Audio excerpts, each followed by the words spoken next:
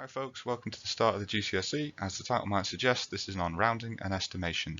If you've been sent here for homework, then make sure that you go through the next few slides, copy out the notes and examples given. Cheers.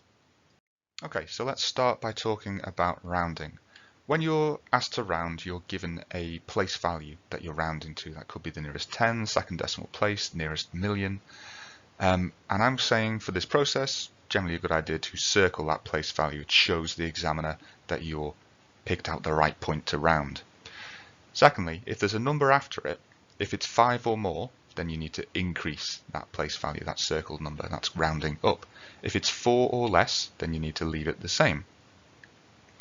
Third thing, you want to set every number on the right of that circle equal to 0, and every number on the left should stay unchanged, with a few exceptions which we'll come to on the next slide. So here are some numbers that we've been asked to round. First thing we've got is 13,925 to the nearest 1,000. Where's our 1,000? So we need to circle the place value in the question. Our thousands are here. Are we going to round up or down? Well, there's a 9 after it, so the number is 5 or more. So we're going to increase our circled number. So that's going to go up to a 4. Everything to the right of it is going to be set equal to 0. Everything to the left of it is equal to 1. Use a little bit of common sense as well. Think, is that closer to 13,000 or 14,000? That would be a good way of doing it. What about the next one? Nearest 10. Okay, our tens column is this 0 here. There's a 4 after it, so that means it's going to stay the same. It's not going to increase. This is rounding down, but you don't actually decrease it.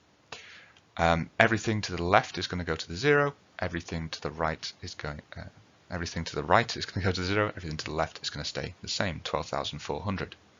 Well, our next one. Next one includes a word integer. Now, integer is a big word in GCSE, and it just means whole number. But they tend not to say the words whole number. They tend to say integer. So we want to circle the whole numbers bit. There's a 5 after it, so that counts as 5 or more. So we're going to round that up. So that's going to go up to 9. Everything to the right is going to go to 0. Everything to the left is going to stay the same. Now this would get you the marks, but you would probably be better and more mathematical to get rid of the 0.000. We don't need to include zeros after a decimal place in a number. So 1279 would be better. What about decimal places? Well, remember with decimal places, we're counting after the decimal point. So in this question here, 24.509, the third decimal place is the 9. So let's circle that. Let's circle it a little bit better than that. There's a 7 after that, so that suggests we are going to round that up. Now, if you round up 9, you get 10. So you're going to have to use that like 1 of the 10 to spill over to the next number along. So this is the exception I talked about in terms of leaving all the numbers on the left the same. Sometimes you need to sort of spill over like that. Everything to the right is going to go to 0. Everything to the left is going to stay the same. Don't forget my decimal place. And then, again, we don't need to include those extra zeros after the decimal point. So we could just say 24.51. I would include the 0 because it says to 3 decimal places, but you would still get the marks for saying 24.51. What about the next one? To 2 decimal places. So our second decimal place is this 9 here. There's a 5 after that, so we're going to round it up. And then think about it, 9 is going to round up to 10. So, but we've kind of got like the 9 there as well, so we're going to need to increase that. So we'd more think about 99 rounding up to 100. So that extra 1 is actually going to go all the way to that 4 over there. It's going to go up to a 5. So we're going to round essentially 499 up to 500, or 4.99 up to 5.00. Everything to the right of that has to go to 0. Everything to the left of that stays the same. And then we are going to think, well, we could get rid of some of those zeros. We could just say 15.00. Then we've just got our 2 decimal places that are in the question. Or you could just say 15. Last one, 4 decimal places. 1, 2, 3, and 4. So that's our 9 that we're interested in. There's a 3 after that, so that's going to decrease. It's going to stay the same. So we're still going to have a 9 here. and then everything to the left is going to stay the same. Everything to the right is going to go to 0, and then we might want to get rid of those extra zeros at the end, 0.0029. Cool. Now, apart from tens and thousands and so on and decimal places, we can also be asked to round to significant figures. Now, significant figures are defined like this. The first significant figure of any number is the first non-zero digit on the left. So if I had the number 3,462, the first significant figure would be the 3. The second significant figure is the next digit, which can be a 0. So the second significant figure would be the 4. And even if it was 3,062, the second significant figure would be the 0. Point is, once you've started counting, you keep going. Third, fourth, etc. significant figures are all of the next digits, and they can all be 0 as well. So our first significant figure is 3, second significant figure is 0, third significant figure is 6, fourth significant figure is 2, fifth significant figure is this 0 over here, and so on and so on. So let's see, how would we round? Well, it's just picking out those place values again. It's going to be circle, decide whether to round it up or down, and move on. So 13,925 to 3 significant figures. So we go 1, 2, 3, 9 is the third significant figure there. There is a 2 after it, so it's going to round down. So it's going to stay the same. Everything to the right goes to 0. Everything to the left stays the same, 13,900. Do not forget these zeros. A lot of people will just say 139 with significant figures because they sort of detach it from rounding. Remember, we always have everything on the right of what you rounded goes to 0. 12,408. Well, the first significant figure is the 1. There's a 2 after it, so it stays the same. And then everything to the right goes to 0, 10,000. It's the same as rounding it to the nearest 10,000. 5 significant figures, 1, 2, 3, 4, 5. There's a 9 after it, so it's going to round up, so it's going to go up to a 6. And then we'll have 1278.6. Everything on the left stays the same. Everything on the right goes to 0. And you could get rid of those extra zeros on the right. What about the next one? 24.5097. Second significant figure is the 9. It's the 4. There's a 5 after it, so it's going to round up. So we're going to go up to 5. And then everything on the right is going to go to 0. And we could get rid of those extra zeros after the decimal point. What about the next round? Well, this is where we have to start looking at, do we count zeros or not? 0.00592. This is not the first significant figure because it is a 0. And the first significant figure is the first non-zero digit. So we're going to start counting here at 5. 5 is the first significant figure. The second significant figure we then count is 9. There's a 2 after it, so it stays the same. Everything to the left, including the decimal place, goes to 0. Everything stays the same rather. Everything to the right goes to 0, and then we could get rid of those extra zeros after the decimal point. What about our next one? 14.9959. This is one of those awkward ones. The first significant figure is the 1. Second is the 4. Third is the 9. There's a 9 after it, so it's going to round up, but then we're going up to 10. So we have to think more about 49 going up to 50. And then everything to the left stays the same, and everything to the right goes to 0. And you could, again, get rid of those extra zeros on the after the decimal point.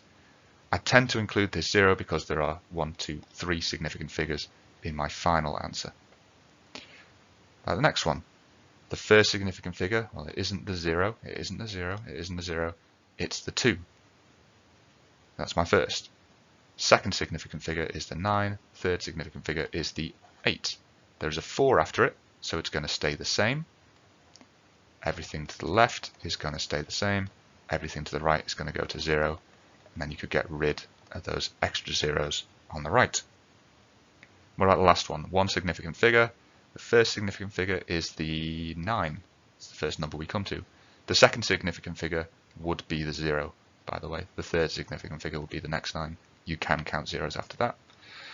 There's a 0 after it, so it stays the same, so 9, and then everything to the right goes to 0, but we're best off just writing 9, get rid of all those extra points. So yeah, that's significant figures. One more to go. So the last thing we're going to look at is estimation, and estimation is using rounding to actually do stuff. To make an estimate, round the numbers in a question and then do the sum. We've got a special symbol here, which is a wibbly equals, which means approximately equal to, which we're going to use. So let's look at these as examples of estimations. So we want to round the numbers in the question. So 4.89 and 3.12. We might want to round these to the nearest whole number. We might want to say this is 5 times 3. And because we've made an estimate, we'll use our wibbly equals or use our approximately equal to say that this is about 5 times 3, which has the answer of 15. So our estimate for that answer would be 15. What about the next one?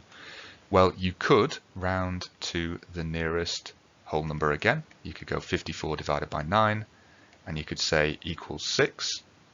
Or you might want to round to the nearest 10, and you could have said 50 divided by 10 and got an answer of 5. Both of those would be valid estimates. It's not necessary for you to get the answer right. Obviously, the whole point is not to get the answer right, but to get something in the vague area of the answer. Really important that we're doing the rounding first and then we're doing the sum.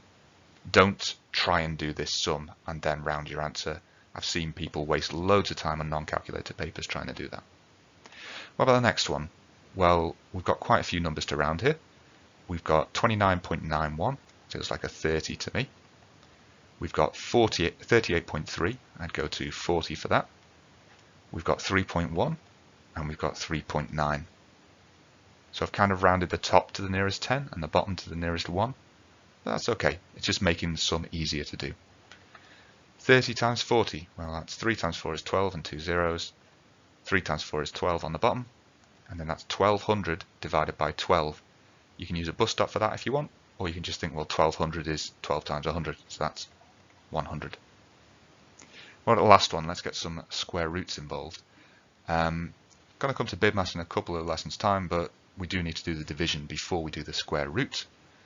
How would we actually do this then? So we could say that this is something like 30 maybe, divided by a half. And if you divide by a half, you're actually going to double the number. So that's maybe the square root of 60. And then you'd have to think about, well, what's the square root of 60? Well, we know that 7 squared is 49. We know 8 squared is 64. It's somewhere in between those two. You might want to say, and we're doing 2 lots of rounding here, that's about 7.5. Okay, now something they might do differently in the exam is they might tell you that you have to round to a certain amount. So on those first questions, it didn't tell us how accurate we needed to be. Here it is telling us. So we want to round these to one significant figure before we do anything. So let's remember, first significant figure is the first number that isn't a 0. So that's our first significant figure. It's going to stay the same because there's a 1 after it, so that's just going to be 5. And this one's just going to be 3. So same as the one just above it, that's going to give us 15. Right, the second one. First significant figure is the 1. There's an 8 after it, so it's going to round up, so we'll end up with 20 there. 4 is going to stay the same because there's a 0 after it, that's going to be 20 divided by 4. That's our estimate. And that's going to give us an answer of 5. And you might have done that anyway, but you might have tried 18 divided by 4, but we've rounded to one significant figure. We need to follow the examples in the question. And the very last one, so this is the one that catches people out in my opinion. There's 2 things that can catch you. 13.05, the first significant figure is the 1. It's going to stay the same because there's a 3 after it. So that would actually just be 10. Loads of people are going to want to go for 13 there because that's what estimates feel like they should be, but it's 10. 6 here, round it down because there's a 0.1 after it, so it's just going to be 10 plus 6 inside the square root. And then on the bottom, this is the other thing that catches people out. Remember, the first significant figure is the first number that isn't a 0, it's a 5. There's a 3 after it, so it'll stay the same, but we'll end up with 0.5 there. Now what would this do? Well, we need to add up. 10 plus 6 is 16.